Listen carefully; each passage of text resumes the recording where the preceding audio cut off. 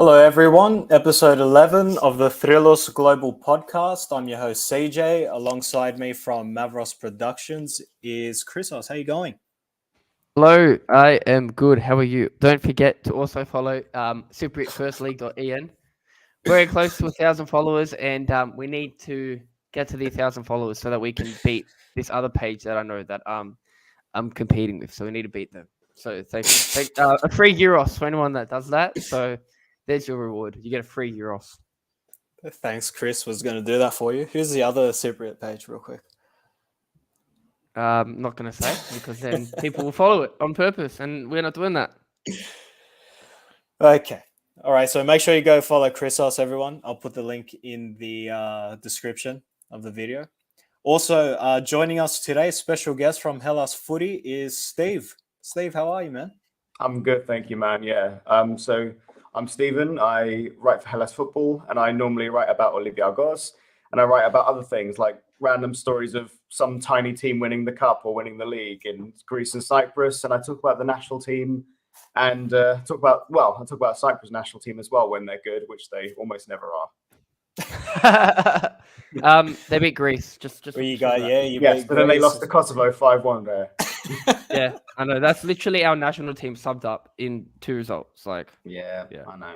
I reckon there was like a Eurovision thing there where we swapped. That's what I said. Yeah. What I said. You know, we'll help you out, get you to the playoffs of the relegation playoffs of the Nations League. We're not in it anymore. Get Gibraltar. No. We were in the relegation playoff today. We got Gibraltar in March. Northern Ireland. No, because Northern Ireland came last. No. We came last. Cyprus No, Northern Ireland last. came last. I checked. I'm pretty sure Northern Ireland came last. I don't know. We should check this other Cypriot page. Maybe they have the accurate. Probably. No, they don't. Might They, follow don't. them. They haven't posted in a few months, so I'm more active than them. Oh Lord! So I didn't watch the game with Greece and Cyprus. Neither. I did. Steve? Did you watch it? I did. Yeah. Yeah, because it was at a good time over there. So Yeah, it was a good time. I tell you what, Loizo and Zionis are amazing. They're so talented, and they ran Greece ragged. Yeah. Loizos. Too bad he plays for Monia, but he's a very good player. Yes, both are very good. And Greece just looks so kind of disconnected in between in all areas. And I think it just when they had those kind of good kind of passages of play, absolutely no kind of creation or output came from that.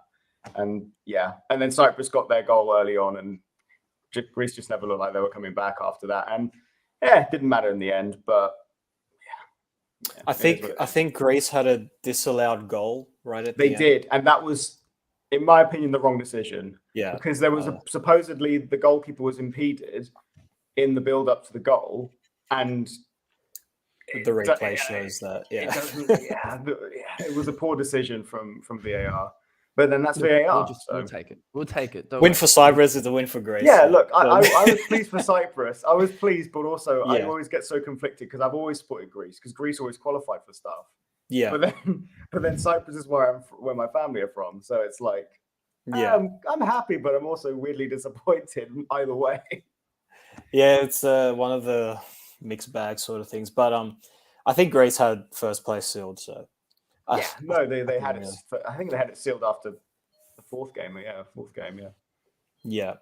Well, this is the thing with the Nations League stuff. I'm like very confused. First place now for Greece. What happens? Do they go into another group? I've just lost all. So they get a guaranteed playoff semi-final place, which currently is against Turkey, depending on if things stay as they do, and things might change. And then if the top two in the Euro 2024 qualifiers qualify automatically. So if Greece finish second in their group, which I think they're being drawn this weekend, actually, I need to watch that. Oh, nice. They will qualify and they won't need to do their playoff. But if they mess up their qualifying group, then they'll still go into the playoffs no matter what.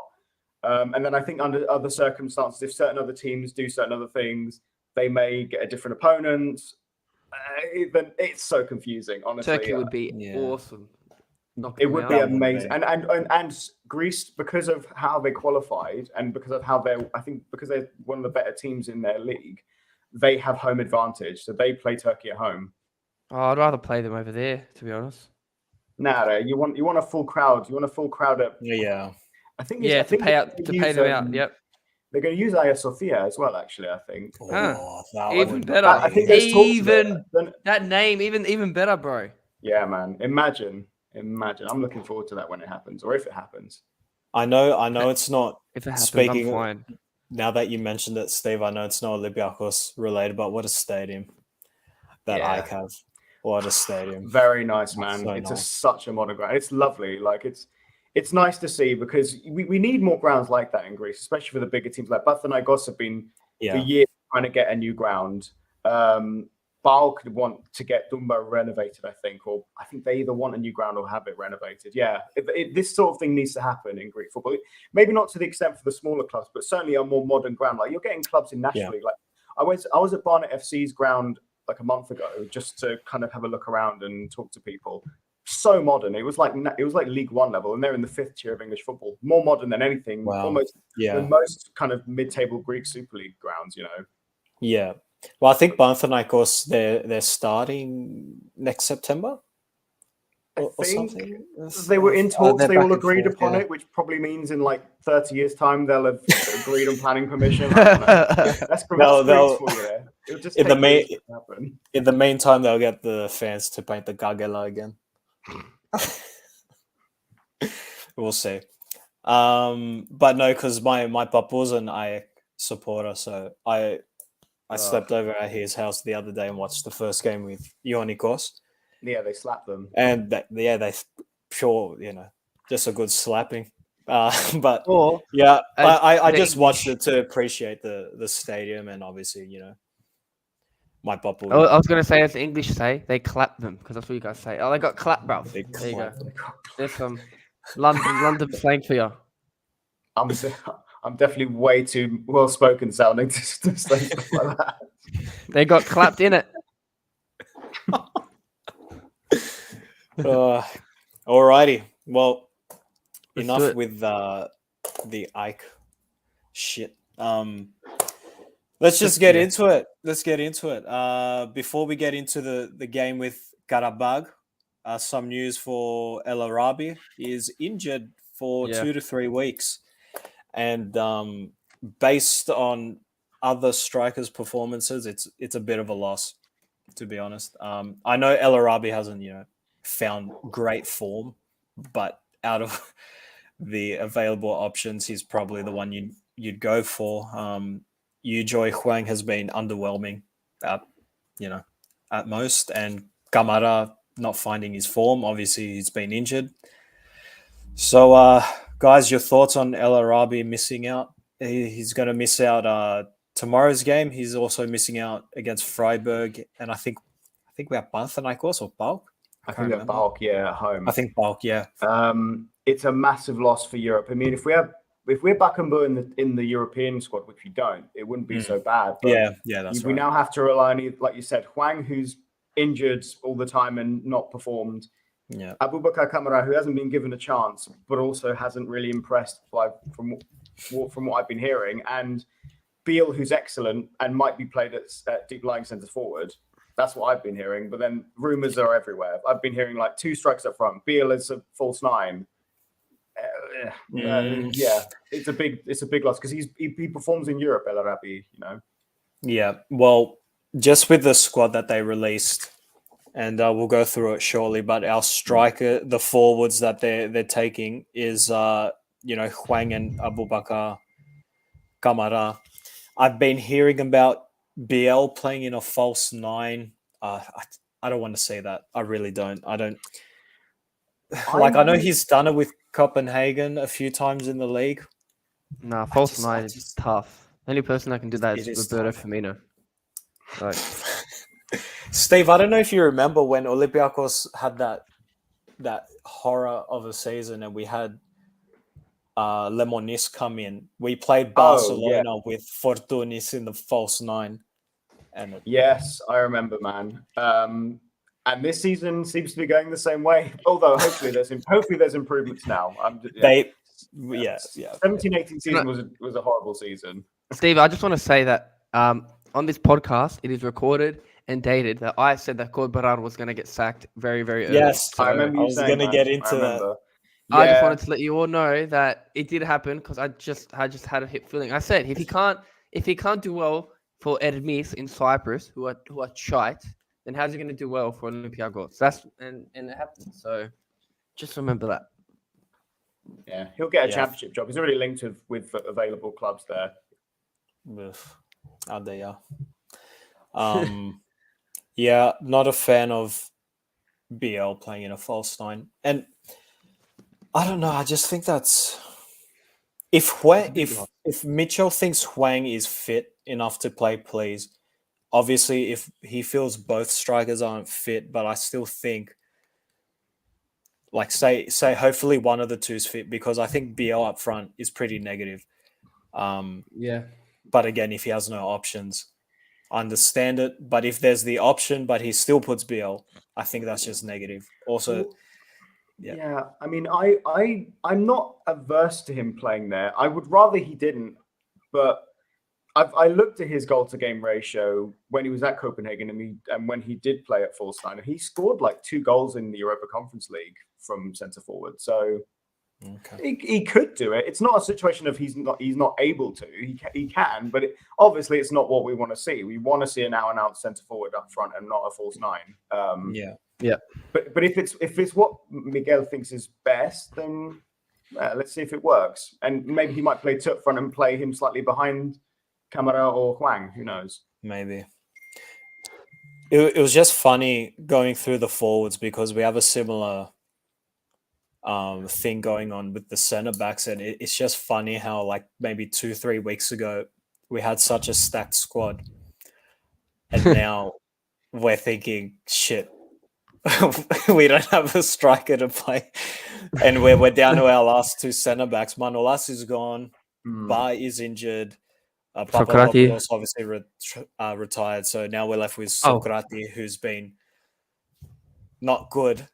When was better against Atromitos. Was better against Atromitos, correct? And obviously Cisse, I don't know, he's good, but he's been stressing me out as well every time he plays. Well, I'm hearing if they play a back 3, then Vrsaljko will play because he can play at right centre back. And it's so you're right. It's so typical that the moment Manolas leaves, all of our other centre backs get injured. You know, Manolas goes to the Lion, and then that's it. You know, like.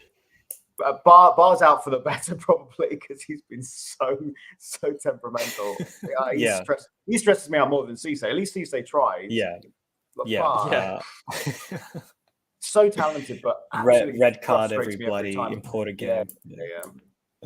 A back 3 would be pretty interesting with Vrsaljko then a Villa on the right wing. But will Marcelo play, or do you reckon he's going to come off the bench? Marcelo? I hope so. I hope so. I'm sick of Vrabchuk. I'm sorry.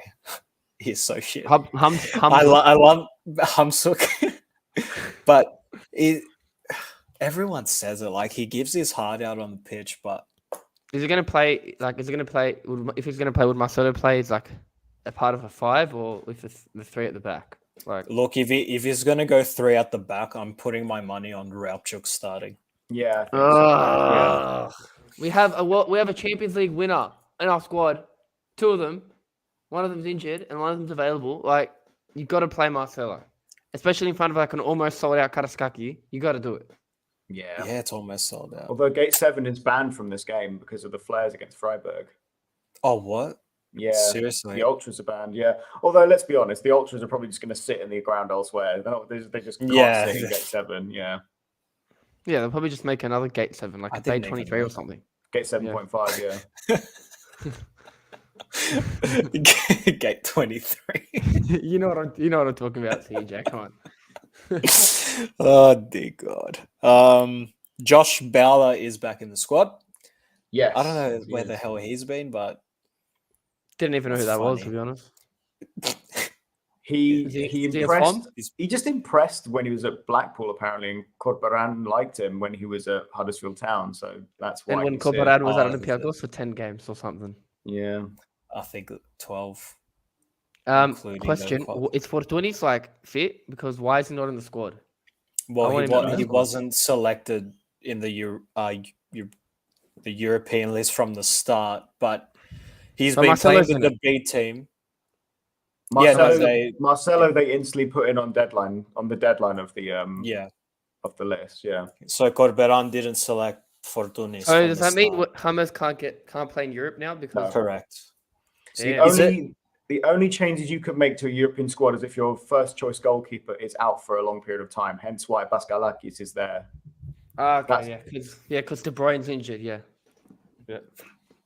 Steve, just to update you, Vachlik is De Bruyne because they look alike.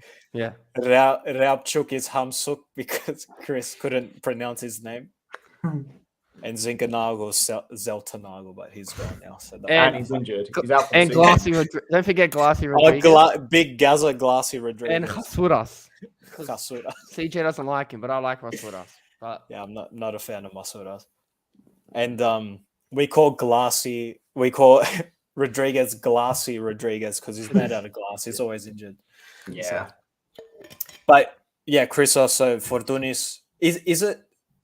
Can they change the squad after the 3 games, or is it after group stage? If Olympiakos qualify for, very much an if. If they qualify for Europe in 2023, that's when they can update the European list. Oh, that's horrible. But that requires Olympiakos to win games. Well, that just throws a spanner into the works because in the league. Do you play the Endekava that you would have for the Europa League, or do you play James Rodriguez? Like, if he's not going to play in Europe, you got to play him. But you got to play him in the league. Yeah, I mean, I think I read an article from Nikos Kotsis about this, and it's frustrating because ironically, Olympiakos have a better team for the league than they do in Europe because half of their good players came after the deadline. So we're going to have like a far better team and just a more compact team overall, a more balanced team overall in the league. Where, to be fair, we do need to make up ground anyway. So, and not only that, Platim Kasami is back in red and white. My boy, so I love that man. Me too. Pat Jim Kasami, Platim Kasami. Yeah. For who? For us? Yeah, he's back at Olympiakos. Since when? He came on deadline day of the free market. I do love that. I do love that man. He's Swiss, right? I like him. He's a great player. Do you remember can't play in Europe though? So nope. Again, better players out of Europe. That's what we're doing. We're just throwing Europe this season. Well, let's make it. Let's make it past the round of 16, or at least the Conference League. We need to get there first, man. If we don't win tomorrow, I don't even see us making Conference League. No. I think, and even then, if we lose today, we then have to go to Qarabag in. It's today. It's today for the Poms. It's tomorrow for us. So yeah. I'm hopeful though because Miguel can just get these players moving in Europe. He can get them motivated. Yeah, and it'd be great to be at Qarabag. Basically, Turkey, mini Turkey. So it'd be great to be Turkey. They are. We should win, but Qarabag are not an opponent to take lightly. They absolutely smacked Nantes.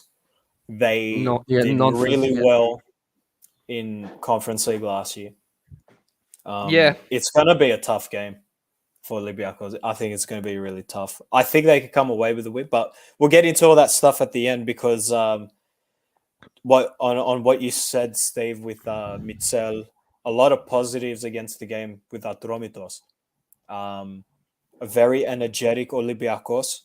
There were times where they just wanted to not really sit back, but not really have like a high press to their game, but I don't know, they just kept snapping out of it. And they were running a lot, winning the ball in key areas as well. Like, I don't know how we didn't win that game 5-0. We should have. Statistically, it's one of our best games this season. And even though we started in 4-4-2, which I was surprised at, but it worked. It really worked. And we looked so much more expansive. We played with more freedom, which is what I expect from Miguel, because obviously he has his tactics, but then end of the day, he's like your B-Tech kind of Carlo Ancelotti. It's not necessarily the style of kind of super tactics, plan A, plan B, plan C. It's very much right. I'm going to let you individuals who are talented have the freedom to do what you want, but we'll have the basic structure in the organization. And that's what we saw against Atromitos, who, yes, aren't a great team, but they have similar form to us. So I'll take the win every day of the week. 100%. And Bakambo's performance makes me want him in the European squad so badly because he was unbelievable. You could just see with like a couple games up his sleeve, he obviously, it's the first game he's playing properly. Oh, he'll be dangerous. Yeah, it'll be so dangerous for us. It was the first full 90 for Veshelko as well, so that's positive, and he looked good. Like he looked much better. Because I know that there were some things going around that Mitchell wasn't a fan of him, but yes, and I'm glad that's kind of debuffed now. Yeah, but he is the definitive starting right back for us. He has to be. Kenny Lala, I don't know why there was consideration of him. You go now. Like, I'm sorry, I can't believe he's still there. I really tried to kind of. When everyone was kind of being really negative about him, I kind of tried to be like, like he's still new, like I can see what he's trying to do. But after last season, how it ended, I think it's time that we just get rid of him. And also Mbio Huang. Oh my God, he's our best. In my opinion, he's probably our best signing of the window. Yeah, what a player, honestly. When he's fit, he is everything we want in a box-to-box midfielder, and he's so good at his passing range. His work ethic is ridiculous. Agility, he's so good. Just the ability to take on a player one-on-one, get past, find a pass, get in space, find the movement. He's just been something we've been lacking for like 18 months. So seeing Huang, a player like him, is so refreshing. And I'm actually excited to watch league games at least now, because last season it was just like I think after kind of the first few months of the league, I'm at the point now where I'm like, you know what, whatever happens, I just want to enjoy the football. If we win everything and win nothing, if we just play good football and have fun with it, I don't mind. I just want to especially now since Olympiakos are not already in the running, so I'm kind of excited and motivated to watch these games, because obviously we need to catch up to Panathinaikos, and they've had an incredible start. Amazing start. And they just beat Bulk as well. So and they're on a massive high. Yeah. This is healthy for the league to be competitive. Like this, obviously we don't want Panathinaikos. As Olympiakos fans, we don't want Panathinaikos to win the league. But at the same time, to have it at this stage where we're not already like 5 to 6 points clear, it's not necessarily the worst thing for the league in a sense, because it kind of brings more people in saying, because currently there's like a 3 or 4 horse race for the league early doors, and I hope that continues to the playoffs, because the playoffs have been so drab because we basically won it by the time we get to that stage. Whereas if we get there and it's like still 2 or 3 teams in it, then it's going to be exciting and more people will come and watch it. Yeah, exactly. I still think the whole playoff system should be scrapped. I think it's a malak year and a half. I know it's just for TV and money, but I'm of the same feeling. At first, when they introduced it, I was in support, because I thought, like it's going to get all of like the big teams. You're going to see them more often. It's going to be competitive, and it hasn't been. And then it's also unfair on the teams who just missed out, because there are teams who finish on more points in like 7th, in like the top of the second half. And so like you think, well, they over the course of a whole regular season, they deserve to be in those European places, or at least in the top 6.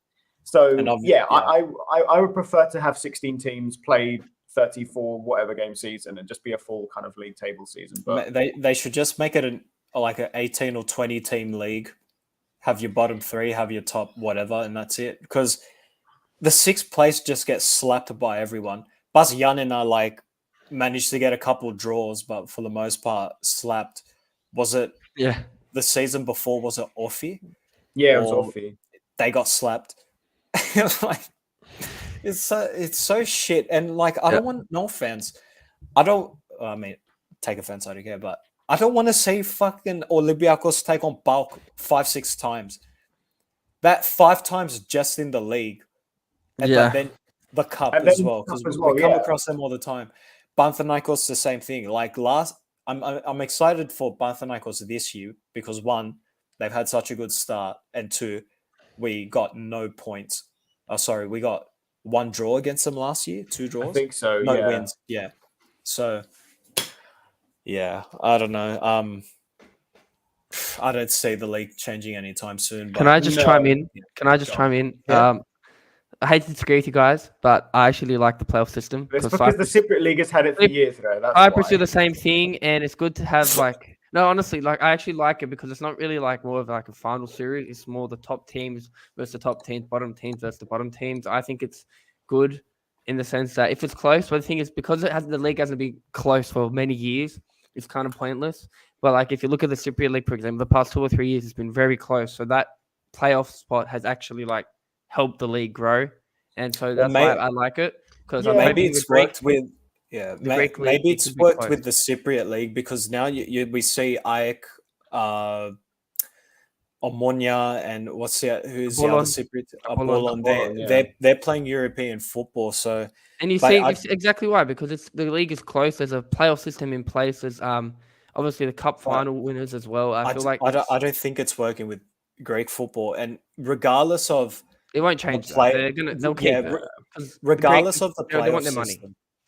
Well, yeah, it's just for the TV because regardless of the playoff system, you're still going to have like the 3-4 teams that finish second or fourth or fifth, whatever it is, and they're going to go to Conference League. But the point is, so like say fourth finish on X amount of points, sixth will probably have accumulated more points. So why should they miss out on playing for the Conference League? Yeah, Basyanin. I see but do you really think Basyanin will qualify? That's the thing. Probably not. Exactly. Yeah, like last season, Basyanin did so well in the league, and but when they got to the playoffs, their season was over. That's not fair on them. No, but I do agree with both points. Like for me personally, for Greek football, it hasn't worked so far, but maybe that will change. And like we said, the system won't leave anytime soon. And for Cyprus, when I was following last season, it was intriguing to see kind of 3 or 4 teams go for it, and then Apollon winning it. Kind of was it like? Did they win it with a game to spare or something like that? They were pretty close. Well, I think Apollon lost to them. No, we lost to someone, and then the Cypriots were saying that Apollon lost on purpose, or they beat them on purpose so that they could win the league, and then Apollon ended up winning the league, which is not the best thing you want, but that's another story for another day. But yeah, Apollon did win it last year, and they're in the Conference League, while the other 2 teams didn't win the league, are in the Europa League. So there you go. Sure. And it's also Cyprus versus Turkey tomorrow, so that's going to be a big game. Fenerbahce versus AEK. Oh yes, AEK. Not sure how that's even allowed, but it's strange. I've always questioned why that is, because obviously you have Ukraine and Russia who have been separated for years since the Ukrainians first invaded Crimea in 2014. But then Cyprus is occupied by Turkey, so why is that not? I don't know. I think it's because there's officially there was a peace treaty in '83, hence why I think they can. But it's not really. But it's not a peace treaty. No, but then that's not me saying it. That's officially under that jurisdiction. That's what it. That's why. 2004, the Annan plan, like it's probably all that too. But at the end of the day, UEFA love Turkey for some reason, so they probably just don't care. They actually love them. They always give them finals for Champions League and for Europa League and for. I have a theory that it's the same with Olympiakos. They always cop an English team. Yeah, they do. They always cop an English team. We haven't yet, which is good, but the only reason I like that is because then it would be definitely shown on like TV here. Although I do have BT Sports, so I can see Olympiakos play anyway. Do you go to the games when they play here? When they play over there? I try to. I went to the last game I saw was a while ago. Actually, it was when Olympiakos faced Arsenal in the Champions League in 2015-16 season when it was 2-1 loss, 2-0 loss. It was 3-2 win. It was the first time Olympiakos won away from home. That would have been hectic, bro. It was good. It was really good. I wasn't in the away fans, sadly, because I couldn't get tickets to the away fans. So I had to sit in the home fans and pretend not to care and be like, oh no, like Olympiakos scored. It's 3-2. Oh no. Oh no, I think a World Cup. Oh no. Yeah, no, that was a fun game. But I need to, I need to try and. Well, I was saying that if going back to Greece very briefly, if England draw Greece in the Nations League or in the qualifiers, because I think that is possible. Yeah, it is. Then I'll go see them at Wembley, 100%. Just because I can, like I'd love to. Yeah. Oh yeah. Kostas Tsimikas, mate. What a player. My king. I love that man. So do I. Honestly, me too. How are you doing, bro? That's how he talks. Hello, bro. Oh my god. It's a shame you didn't go to the one, obviously, with the 2-1 win Europa League against Arsenal. I know. I watched it and I couldn't believe that. That was an amazing game. I mean, that's probably one of the greatest results in our European history. And I always look back at that season with a bit of bittersweetness because if it hadn't, I guess a lot of teams can say this, but if it hadn't been for COVID, I think that killed our momentum completely. If COVID hadn't happened and we'd gone on and sure, we got the draw against Wolves because Semedo got himself sent off in Piraeus, but I actually think we would have had the momentum to go win that tie and get to the quarterfinals. But hey ho, you can say your ifs and buts and think what VAR, might have happened.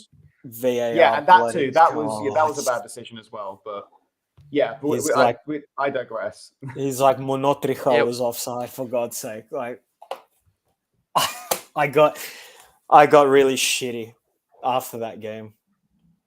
Like if we just got like clapped 3-0, I would be whatever. We lost. Yeah, it is what under those circumstances. Well, speaking of which, Europa League, tomorrow's our third game of the group. Home at Qarabag to Qarabag from Azerbaijan. Must-win game at the moment. Olympiakos are finished a place last, 4th place with Guluri. No points. God. 5 conceded, 1 scored, and it's not even a goal. We scored, it was a no goal. Christos, I remember your prediction. You said we're finishing second with 2 losses and 4 wins. So that's it. We're gonna win the rest of them now. We're gonna win the rest. If I got Korban right, then I could get this right. So there you go. I hope you're right, man. You also said El Arabi hat trick every time. And now he's out. He's out for 2 of those games. Is that? I know. I like his halal, mate. It's all right. Just a fun fact: Olympiakos and Qarabag have never played each other. Well, according to Flash Score, they've never played each other. So be very interesting seeing them play each other for the first time. Still these Azerbaijanis in Greece. So be interesting. Yeah. I'm looking at their team. They actually have a former Olympiakos player who didn't ever play for Olympiakos, but he was part of the team. Do you remember Marko Jankovic? He was an Olympiakos player between 2013 and 2017, never played for the club and was sent out on loan a million times. So it was one of those, yeah. No, I don't. Yeah. Oh, Marko gosh. Jankovic. Well, anyone else that we would know that they have? I think that... looking, not really. I'm not that I can really see. I'll have a gaze too. I might know some players because I'm a bit. Yeah, go on. You have a look. I'm a bit weird like that, but we get one English dude and Christos is whipping out. Yeah, I can't see anyone I recognize. Bro, half their team is from Azerbaijan, so even better. Let's smash them. Yeah, well, I don't know. I don't even know any of these. I think Jankovic played in Cyprus, maybe. He's Montenegrin. Is that their left or right back? He's a attacking midfielder. Oh, attacking mid. No, I've been hearing. Yeah, he went to Partizan on loan, then Spal, then Crotone, then Jerusalem twice, and then now he's at Qarabag. Tel Aviv, yeah. No, he's not played in Cyprus. I just saw. Yeah, I don't know any of these people. They've got a very Muslim team, so that just shows you the mentality that they're going to play with. So bit of bomb mentality. So we'll see how that goes. Well, we're being out audacity again. This guy's name though, Mohamed Aliyev. That's a cool name. Well, who'd they lose to? They lost to Freiburg, right? They lost to Freiburg, and then they absolutely smashed Nantes. Who are hat trick in 12 minutes or something? Yeah. Yes. So the only thing I'm worried about is, say Olympiakos get in front, they've been conceding left and right. last minute. And we have Solakis in goal. Not to diss him, but like, he doesn't have the. It's a pressure game, yeah. I'd rather him play than Paskalakis personally. Yeah, and he's got the experience. He doesn't have the experience, but I wish Kevin De Bruyne was playing, but that's okay. Yeah, I don't understand the whole Paskalakis signing. Because Vaclik, the moment Vaclik was long-term out, that's why they jumped on it. I don't think they would. How long is Vaclik out for? So he's out for 2 to 3 months, apparently. He just had surgery. But yeah, break his hand. Shoulder. I think he broke his shoulder. He damaged his shoulder. But the problem with that is, well, it's not really a problem, I guess. If the league had been going as normal and we ended the league in December, then he'd be back before the new year. But because of the World Cup break, he probably won't play until at very end of December at earliest, maybe even early January. So that's him for half the season. But Solakis will be fine. Like, he'll make a mistake now, but we just got to give him the chance to kind of prove. Where did we get Paskalakis from? He was I said Bal. Contract ran out at Bal, but he's an Olympiakos Academy graduate, Paskalakis. Like Tsimikas, bro. Yeah, differences. Tsimikas plays for Liverpool now, and he's excellent. So. I know, I love him. Oh, he's so good. Paskalakis turned down like numerous clubs. I think he turned down Marseille. Yeah. And why? Because he doesn't want to be a backup, mate. That's probably why. I would love to be a backup for Marseille than playing in football. And it's also probably a geographical thing. He probably doesn't want to leave Greece. Maybe he just wants to stay there now that he's and just play. Christensen, I can't see staying for much longer. Paskalakis will take just sitting on the bench and being third/second choice keeper for Vaclik. We know Christensen hasn't been caught up for the Europa League squad, but no. If would you have caught him up? If say Vaclik got injured early on, would you have selected him? I don't know. Like, when he was at Larissa, he was a very good keeper. He's one of the best keepers in the league, and when he's played, he's been okay. He's got a couple of. He's a good shot stopper, but I think the other part of his game lacks a little bit. So I don't know. I think maybe for cover and then play Solakis, but I don't know if I'd start him. Yeah, if he was in the European squad, he worries me. Like, at least with Solakis, if he makes a mistake, then you're like, okay, he's young. Like, you can give him the benefit of the doubt. Whereas Christensen's an experienced keeper.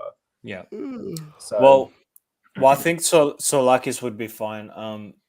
It's probably his most high-profile game in his career, but he was playing most of the qualifiers last season under Martins, but he had that good save against Atromitos, and obviously a clean sheet is a bit of momentum, bit of confidence for him as well. And I think Olympiakos have produced pretty decent goalkeepers the last couple of seasons as well. So we had, Jose Sa. Yeah, I don't know who. I don't know who has been on the goalkeeping kind of transfers scouting wise. But if you think like the constant good keepers we've had, like even far as back as Roberto, and then even in the crap season we had in 17-18, Silvian Broto, yeah, he was all right. He wasn't incredible, but he was good enough. And I was calling for him to maybe stay, but he didn't want to. And then he was probably one of the best players on that team. Oh, he was player of the season because everyone else was bad. And then we bought Then we bought in Jose Sa, who is obviously now at Wolves and is. Was it? I think we had Leali. Do you remember him? Oh God, yeah, okay. I'm excusing the bad ones like Gapino and Leali and stuff like that. Gapino, what a throwback. That's a shame. Gapino's a big loss. And then there was Yaniotis as well, who he wasn't bad, but I think he made one massive error and then he was dropped after that. And I thought that was a bit harsh. He's not a bad keeper, but I think the pressure got to him. I remember we had Yaniotis and out of nowhere he was gone. But then Jose Sa against Real Betis. Yeah. Saved that penalty. No brainer. That kicked it off for him. Yeah. Well, I have all confidence with Solakis. Yes. And me too. I know we touched up on it, so you think we'll have a back three. Christos, what would you like to see? I would like to see a back four, so that I agree. I actually would like to see a back four. Our boy Marcelo can start. Maybe a 4-4, maybe a 4-4. 4-4-2 would be nice, just a plain simple 4-4-2. I don't know if I'm going to name the team, but I think a 4-4-2 is fine by me. Thanks, Mavro Productions from. Oh gosh. I would like to see the back four. I don't know. Maybe he obviously won't go. Or he could 4-4-2 again. But again, 2 up front might be a problem unless he puts BL and Huang or with Kamara. Yeah, I don't think he'll start both his actual out and out centre forwards. Yeah, if he's going to play 2 up front, Beal will be with one of them. That's probably what I'm thinking. Although even then, I'd rather see 4-2-3-1, but that's again 4-5-1. 4-5-1 could also work. Yeah, but that Huang is the number 10. Huang is excellent. I like he's excellent in all positions. Even when he plays deeper, when he plays up like just behind the striker. I just think we're missing it because if El Arabi was playing, Marcelo would get the ball and he'd be a great target man, and I reckon we would score a lot more goals because Marcelo's good at crossing the ball and El Arabi's good at headers. So we're definitely going to miss El Arabi. I don't know what Marcelo's going to do if he starts and if he plays, what he's going to do because I don't know who he's going to cross it to. So I'd say El Arabi's decent at headering the ball. It's nothing. He's definitely better on the ground than up in the air. But yeah, we'll see. So obviously we I think we know the centre backs, Socrates and Cisse. Yes. Yeah. Hopefully Vršaljko. Guys, who do you reckon the left back? I'm gonna Marcelo. I want Marcelo there. It would be such a boost to have Marcelo there. I think it might be Repchuk. Yeah. I don't want it to be Hamsuk. I think it's. He's played more than any other player for the last 2 seasons or so. Exactly. So rest him and play Marcelo. Because we need Marcelo to play because if we lose, we're probably going to be out. So we need Marcelo to play. I think in the big occasions, he understands like what it is to play there. I mean, he's won how many Champions Leagues, and how many league titles with Real Madrid. So, yeah, if he's fit, I want Marcelo there personally. I would love Marcelo to learn Greek as well. That'd be hilarious seeing him take interviews in Greek. Well, this isn't really related to that, but him and Leitner have been apparently good buddies together, which is nice. Yeah, I hope he gets. Apparently, he's going to get his Romanian passport, so he will count as a European player in the next week or 2. So I hope that he's in the squad and plays consistently too, because he's so good. From what I'm hearing, he's one of the best young left backs outside of Europe's top 5 leagues. So I hope we can start using him. Speaking of left backs, I'd love to see Leitner instead of Repchuk. How's Gitsos been doing in Omonia? Have you kept? You haven't. Obviously, I've kept touch with the Cypriot League. We've got a page on it. Cypriot First League English. Don't forget. I think it's doing okay. I mean, Omonia have kept clean sheets, two clean sheets in the last 2 games, 4-0, 2-0. So I think he's doing okay. I don't know if he's starting. I can check if he started for you. I'll check. But, I mean, he gets to United tonight, so I don't think he's really complaining, to be honest with you. That's the thing. Who made the decision to not have him and just constantly have probably Bielsa, not Bielsa, whatever his name was, Corberan. Probably Corberan. Yeah, but this goes back to even Martins. Just bloody hell. I think he's just fallen victim to the transition season, as many of our kind of youngsters and players on loan have. Bakar Yanis is out on loan as well, which I would have liked to have seen play. And Sotiris as well. So Gitsos came on the 74th minute on the last game against Doxa. So there you go. Which is kind of hard to believe. Also, Omonia have another I think it was Olympiakos, and Sarafrad. And Sarafrad. Oh my God, he's bloody shit. He plays for Omonia. I thought he was one of our few good players in that crap season as well, actually. And Bruno. Omonia also have Bruno. Remember Bruno? Bruno Felipe? Yeah, I remember Bruno. God, is that the curly hair? Bad. He was shocking. Bro, he's scoring every week in the Cypriot League. I don't believe that. He is. He scored against Vox. Didn't he go to Aris for a bit? Yeah, he He did. went So to he went to Aris, Aris, yeah. went to Aris, then to Sheriff, and now he's at Ammonia. Sheriff, wow. And this way, he could just become Orthodox. He's just going to Orthodox countries, bro. Stephen, do you remember Bruno Gaspar? Oh, I do know remember Bruno. Bruno Gaspar. I know that name. He's still, where is he now? Because I saw him on a team list recently, but he was one of those backup left backs that I thought we should have kept, especially after El Belawi went to. He plays for Victoria. Yes, you're right. Victoria. That's where I recognized him. Yeah. No, I liked Bruno Gaspar. He was okay. I thought he didn't really get a chance, but when he did, he was good. So it's a shame, but that's like wishful thinking. That was ages ago now. Yeah, I know it just popped into my head. Obviously, I think I'd love to see Huang in there. I think he's going to start, no brainer. But 100%. Well, with the wings, do you think? Because obviously Vrusai played against Atromitos, so do you think he's going to? I don't know, maybe step in. Because obviously Rodriguez is a bit unreliable at the moment. Yeah, glassy, mate. The thing with Vruzai is he does give us the option of an out-and-out winger, but then when he plays, it's just, I don't know, it's just, he can run, and he's good at running, but other than that, he doesn't offer as much as I would like to see, and it's a shame because he looked so good a couple of seasons ago when he against Marseille. I'll never forget that game. Yeah. He bloody killed him. That was so good. And it's just after that, I'm not so sure. I mean, we got Bowler as an out-and-out winger as well, I guess, but I'd still have Vrusai over Bowler. I'd probably say so as well. Konya, Kuruba. I mean, and this is all dependent on formations, but like if we do play one up front and it's 4-2-3-1, I imagine we'll play Valbuena in the middle, and then if that's the case, I want to see Beale play on the wing. Because Beale can play there, and he looked fine when he did play on the wing. So, was against Nantes? I think it was Nantes.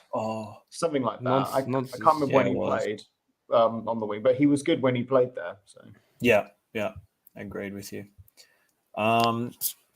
So obviously it's a must-win game, and I think if it's not over if we lose, but.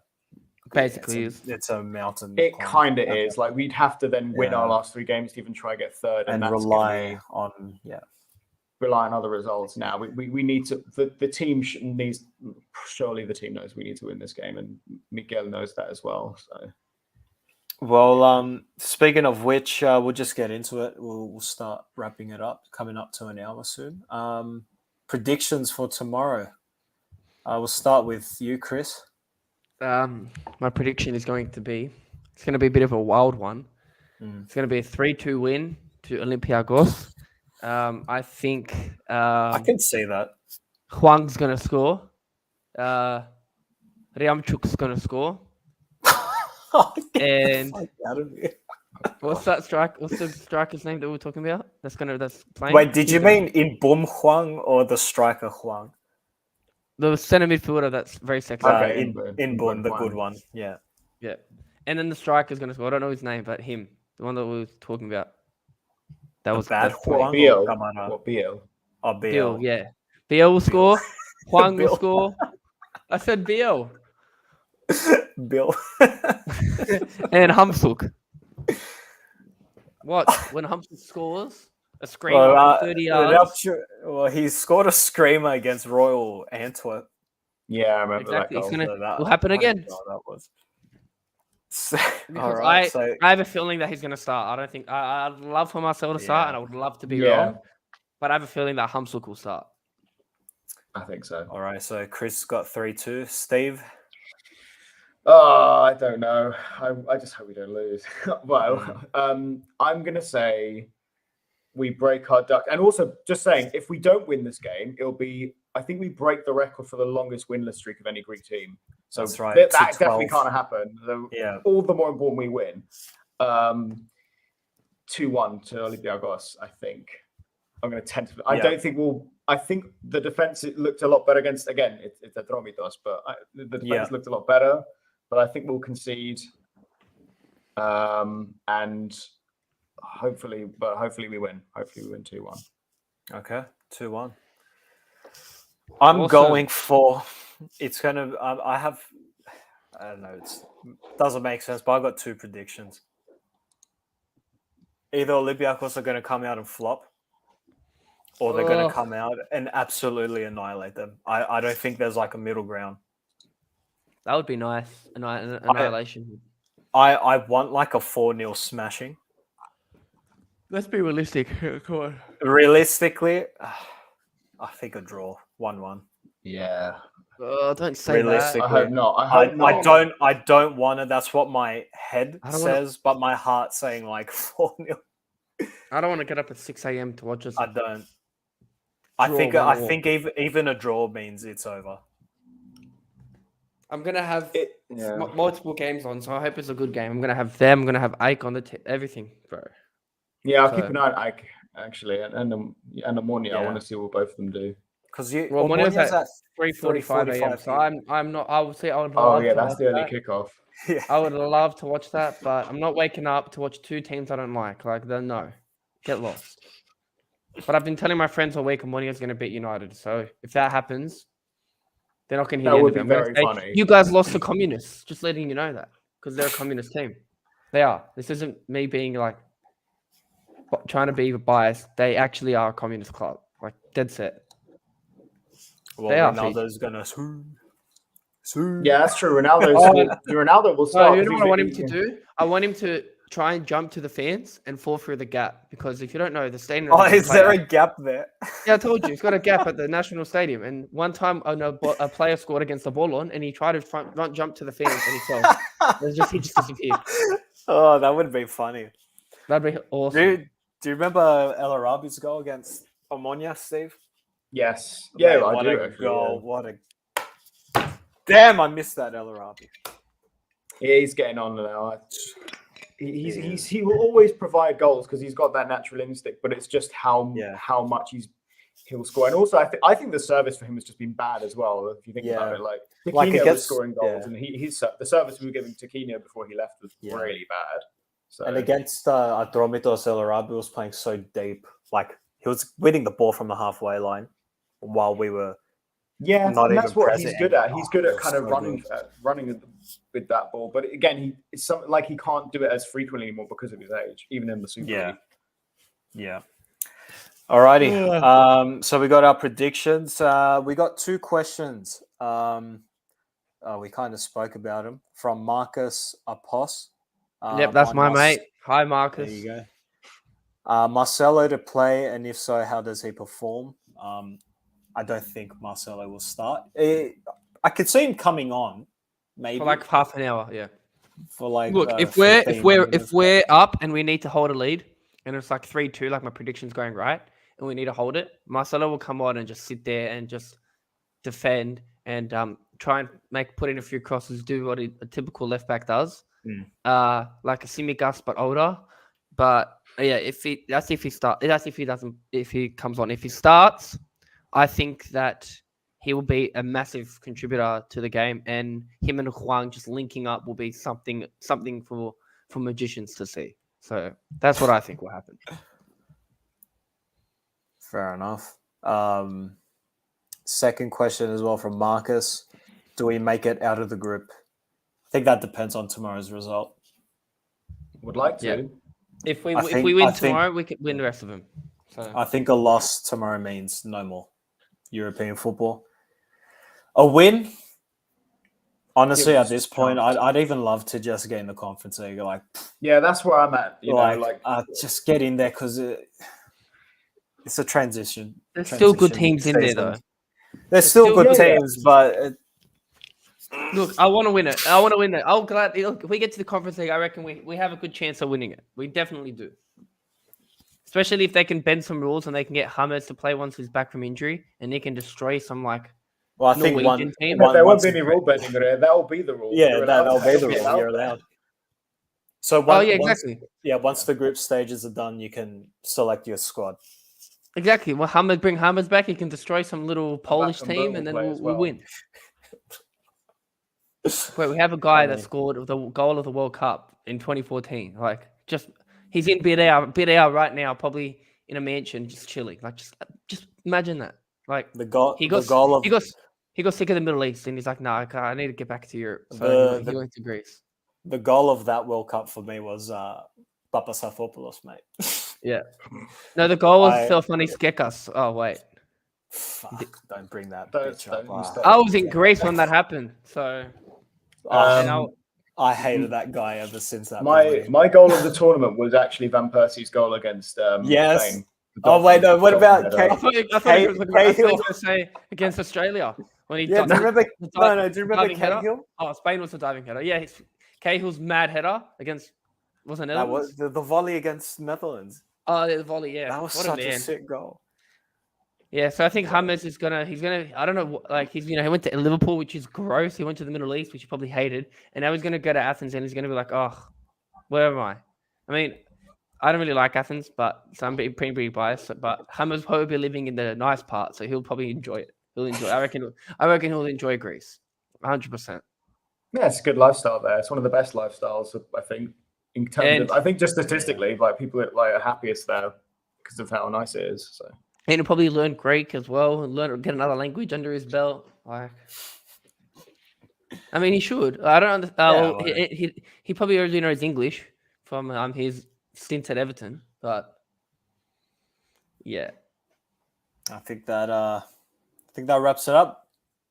Okay. Thanks everyone for joining. Whatever you want, boss. Steve from Hellas Footy, thank you for joining us as well. Everyone's from sunny England. It actually is quite sunny today. God save the king. Yeah, that's true. It's God save the king now, isn't it? Steve, if you have any Prime bottles in at Tesco, could you please ship them to me, please? I swear they don't sell them. I swear it's only Asda that sells them. Yeah, wherever they have them. Yeah. Wherever they have them. I've been waiting because Australia's not going to have them for a while, and I need some Prime. I know that Arsenal are one of the official sponsors for it. So if you go to watch an Arsenal game, you can. My mate's already tried it. Apparently, it just tastes like I don't know. I think it just tastes like Lucozade or some shit. Can you please ship some? Because I need Prime. Prime is that drink that KSI, the YouTuber, made with Logan Paul. I need it. Oh, it's like a Powerade. I think it's like it's better than Powerade. Less sugar. It's a isotonic drink, yeah. Less sugar and more of the electrolytes. And it's a smaller bottle. There's some other shit in that for sure. If I see some, which I have, I've seen some litter from Prime, not in the actual shops. So if I get any, I'll let you know. Please, I need Prime. I want to try it. I'll be one of the first people in Australia to try it, and I'm gonna make a YouTube video about it, and it'll get views. So I need yeah. We'll get Steve to ship it over. I don't care. To the Thrillers Global headquarters. Yeah. Yeah. In 2200. In Bankstown. Oh, see, also just another thing. There's lots of Greek artists here at the moment. So if you want to make a trip. Yeah, Nikos Vertis. Natasha Theodoridou's coming. Everyone's coming, mate. It's ridiculous. Stormzy was coming. Now he's not. Everyone's coming for you, Steve. They're all coming here. I know, kind of ridiculous, to be honest. Everyone is coming here. Shaq was here. Hezbollah was here. Oh, God. Yeah, I mean, we've been closed down for 2-3 years, so. Yeah, now everyone's coming. Yeah, that's it. All right, gentlemen. Thank you very much. It's been a pleasure. Nada. Always a pleasure. Steve, I hope you could join us again soon. And sure. Everyone, make sure to check out Hellas Footy. Before we go, Steve, I want, because you're from England, I've never done this to an English person, so I want to give you my Scouse. I want to give you my Scouse accent, and I want you to tell me if it's a good one. Are you ready? Go on then. Yes, even though it's not from Liverpool, go on. Yeah, but do you know what they sound like? You know what they sound like, obviously. Yeah, of course. Would you like some chicken, lad? I just come back from Anfield, and I just got stabbed outside Anfield. I love Costa Simicas, the Greek Scouser.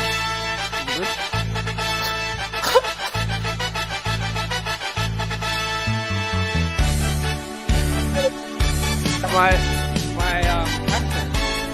Yeah. You like it? Yeah, it was something, man. It was good. That's how they speak. Out of 10. You want some chicken, lad? You want some chicken, lad?